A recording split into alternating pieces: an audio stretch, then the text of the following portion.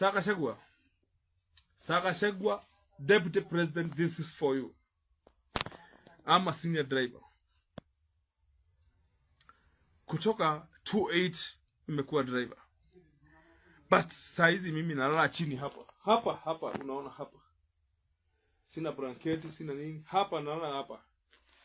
Gachagua. When you talk, I'm 008/1. Gachagua, this is direct to you. Nasikuogopi. I'm telling you this.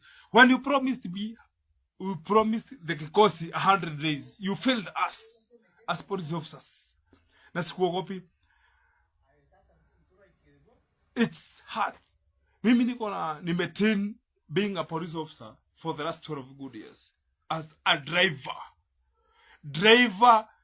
Kutoka Isiolo. Steve Balongo. Alikuwa PDO, PDE, wapi. Nimedelesha Kanyere, Joseph Kanyere.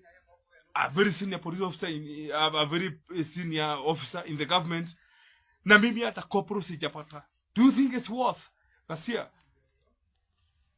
Yani because mimi sina mtu kutoka Karatina anaweza nishika mkono nipate corporal ama nipate the next rank. I'm just useless. Regardless of being a senior police officer, a driver for 14 good years kwa hiki kosi.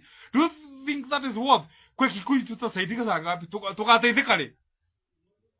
You are in the government. Uhuru was there. Sisi kama police officer, sisi tuko chini, tutasaidika saa ngapi?